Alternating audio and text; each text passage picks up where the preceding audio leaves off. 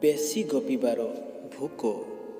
ସ୍ତ୍ରୀମାନେ ଅଧିକ ଗପିବାକୁ ପସନ୍ଦ କରିଥାନ୍ତି। ସେମାନେ ସ୍ଥାନ, କାଳ, ପାତ୍ରର କୌଣସି ଧ୍ୟାନ ନ ଦେଇ ଅନର୍ଗଳ ଗପିଥାନ୍ତି।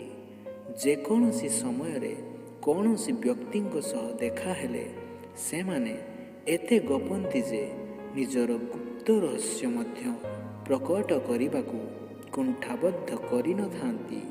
କଥା ସମୟରେ ଏମାନଙ୍କର ମସ୍ତିଷ୍କ କାବୁରେ ନଥାଏ, ଯାହାଫଳରେ ଏମାନେ ଅନ୍ୟ ପାଇଁ ସମସ୍ୟା ସୃଷ୍ଟି କରିଥାନ୍ତି। ସୁନ୍ଦର ଦେଖାଯିବାର ଭୋକ। ସ୍ତ୍ରୀମାନେ ସୁନ୍ଦର ଦେଖାଯିବା ପାଇଁ ବହୁତ ପରିଶ୍ରମ କରିଥାନ୍ତି। ସୁନ୍ଦର ଦେଖାଯିବା ପାଇଁ ସେମାନେ ଅନେକ ପ୍ରକାରର ଉପାୟ ପାଞ୍ଚିଥାନ୍ତି।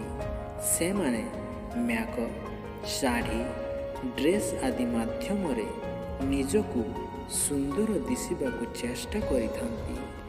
ଜୀବନର ଅଧିକାଂଶ ସମୟ ସେମାନେ ନିଜକୁ ସଜାଇବାରେ ଅତିବାହିତ କରିଥାନ୍ତି। ଈଶ୍ୱରଙ୍କ ଉପରେ ଅଧିକ ଭରସା। ସ୍ତ୍ରୀମାନେ ଈଶ୍ୱରଙ୍କ ଉପରେ ଅଧିକ ଆସ୍ଥା ବା ଭରସା ରଖିଥାନ୍ତି। କୌଣସି ସମସ୍ୟା ଉପୁଜିଲେ ସେମାନେ ପ୍ରଥମେ ଈଶ୍ୱରଙ୍କୁ ପ୍ରାର୍ଥନା କରିଥାନ୍ତି। ପ୍ରେମର ଭୋକ। ସ୍ତ୍ରୀ ପ୍ରେମ ପାଇଁ ହିଁ ଜଣାଯାଇଥାଏ। ଦାମ୍ପତ୍ୟ ଜୀବନରେ ସ୍ତ୍ରୀର ପ୍ରେମ ବହୁତ ଅଧିକ ହୋଇଥାଏ।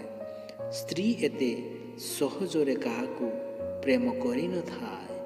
ପ୍ରେମରେ ପଡ଼ିଲା ପରେ ସ୍ତ୍ରୀ ନିଜର ସବୁ କିଛି ତ୍ୟାଗ କରିଥାଏ।